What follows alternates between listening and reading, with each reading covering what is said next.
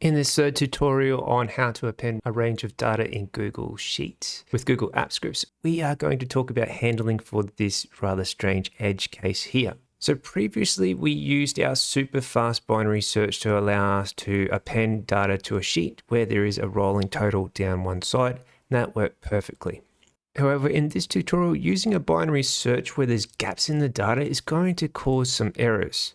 Let me give you a quick example of what we have. So let me just run some script at the moment. So I'm just using our append data version 2. If you've been playing along, you've already built this function here. And if I hit run in this space, take a look at where our source data, which is coming from here, lands. As you can see, it landed in row 17, deleting 2 bits of data. That's not ideal. Now, in a perfect world, we'd have all these cells filled out properly, or at the very least, we'd be able to sort this data the way we like it. But sometimes a perfect world doesn't work out the way you want it, and things have to stay where they are for other people's reasons. So in this tutorial, we are going to talk about a workaround for this. That isn't too much work, to be honest, but it is not as super fast as our binary search. Now, if you've been playing along from the previous 2 tutorials, you'll already have a copy of the starter sheet with a lot of the code in it already, and we'll be using some of that code in this current tutorial. However, if you are just jumping to this video, no problem, just pause where you need to from when we copy and paste, and then you can update your own starter sheet. Now, if you want to copy the starter sheet, there is a link in the description below.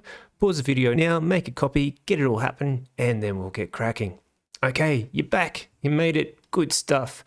Okay, let's go into our append data version 3. So here, not a lot has changed. First, we have our sheet name source, incoming data, and then we have a sheet name, our destination sheet. So our incoming data comes from here. It's going to be copied over into this main sheet, Alt-2, just like in our previous 2 tutorials. If you are ever wanting to clear your content once you're done, you can add in this optional range source clear content function. Let's head up to our original append data because we're going to be using a lot of this for this tutorial. And we may as well copy everything just below where we set our constant variables at the top here. So we're going to hit Control C and head all the way back down to our append data and put in a space and Control V. And first we're getting our spreadsheet, which is our active spreadsheet. That's this one here. We can grab our sheet source and our get sheet by names, which is going to be our sheet name source, this one, incoming data, this one here. Then we're going to get our destination sheet and get that by name as well, which is going to be this one. Next, we retrieve the data. So to do that, we're using A1 notation here to get our range. There's other ways of using the get range method using numbers, but we decided on A1 notation here. And we've got the last row source here, which is the last row.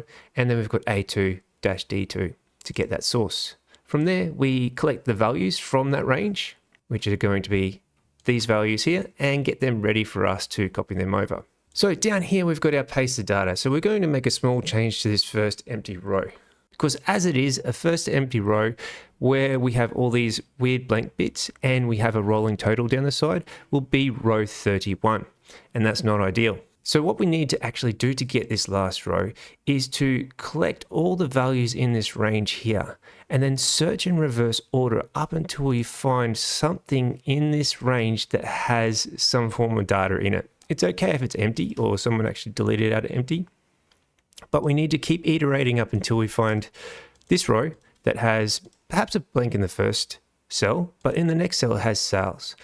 And then let us know what row that's on and then flip it and then add one to it. All will become clearer in a moment. So to do that, we need to create a new constant variable. So const range dest search cols, and that's going to be equal to sheet destination. And here we're going to get the range. We're going to create our string and we're going to say A through to D. So anything in column A across to D, we're going to get the range of in this sheet. So that's going to collect everything from here all the way down to here. And once we have that, we are going to change our first empty row here. And we're going to say get first empty row with gaps. Now we've already created the start of this function, which is down here. And so let's see what it takes. It takes a range, which is going to be our range destination search columns. And that's all it needs. Now this isn't going to be too much different to our first example in our second video about getting the first empty row here. We're going to make a few minor changes, but that's about it. Let's start from the beginning because it is a very short function. So we're going to say const values. So we're going to get those values of the range. And we're going to say range.getValues. Don't forget to add s. And then we also need the length still. So const length. Oh, I spelled length correctly. I always swap that T and the H like a weirdo. And then I'm going to say values dot length. Okay, so now we've got the length. Cool. Bananas. And let's put a bit of space in, hey? There we go. Looks pretty again. Nice. Okay, and now we're going to get our index again. So const index. And that's going to be equal to our values again. And then we're going to chain a bunch of functional methods to it. So our first one is going to be to reverse the range. Okay, so that means now it'll iterate from the bottom up instead of the top down. Now that we have it reversed, we're going to find the index. So find index. Okay, so this would seem very familiar to you, as long as I put n in properly. There it is. But this time around, our find index is going to be a little more complex. So finding index allows us to find the location of something based on a value. And what we need to find is some row that has at least one piece of data in a cell. So let's go row, and then we'll make an arrow function inside here. And then we're going to put it on multiple lines, so we need curly braces. And then what we're going to do is return, and we're going to say row.sum. Now sum is a JavaScript method here. And what it does is it'll search through an array until it finds a target value, and then it'll stop. So it says at least there has to be at least some value in this array for this to be true. And if it finds it, it'll say true. If it can't find it, it'll say false. So it'll say, okay, row, some value is going to be, we'll call this parameter cell. And that's going to be equal to cell does not equal empty. Cool. So if this cell doesn't equal empty, then we're good to go. So if there is some cell in this row that doesn't equal empty, it's going to return true. Otherwise, it'll return false. Cool. So let's just console log that, and we'll say index, and we won't return anything for now. And let's just go up here, and we will just put in a little test return here, so nothing happens after we get that first empty row. Hit save. Cool, cool, cool. All right, let's go up and append data v3 this time. Remember, this is the v3 append data function you are generating, and we'll hit run. So nothing will happen here, but we'll get a value here. Okay, so we've got our data here, and it says row 12. So if we start from the bottom and zero base, so 0, 1, 2, 3, 4, 5, 6, 7, 8, 9, 10, 11, 12. So that's the value it's landed on here. So that is the last row. Cool, we did it. All right, so remember we're in reverse order here. It's not going to find 12 here, otherwise we'll stuff up and end up here by mistake. So we need to put it back in order.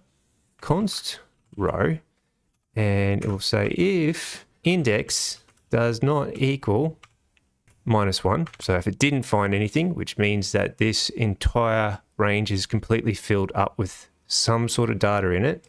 And in our ternary operator, we need a question mark. So if our index did have a value, we want to get the length and subtract that by the index and then add 1. However, if we get a -1 value in our returned index, which will indicate that there is at least something down here in a cell, then we just want to get the length and add 1 to it. So we'll say length +1. Okay, and then we're going to return row. Hit save, and then we'll go up and get rid of our return. Hit save again. Make sure we're on append data version 3, and then hit run. See what happens. Cool. There we go. There's our data appended in here. No worries. Still pretty quick. And then if we run it again, bang, there it is again. One more time. Again, and we're at the very bottom here, so that should just give us a -1 in our info. Or 0, there we go. Appended there, perfect. That's it for appending a range of data to another set of data in Google Sheets, where there are really yucky cells with empty bits and pieces in it, and we've got rolling totals down the side. Very awkward and uncanny, but we found solutions in the end, didn't we? So it's important to understand that there are certain situations where you might want to use each one of these approaches and think about the data and how it's going to be used before you start to implement them. If you've enjoyed this tutorial, please hit that like button. And if you want to see more tutorials like this, subscribe. Until next time.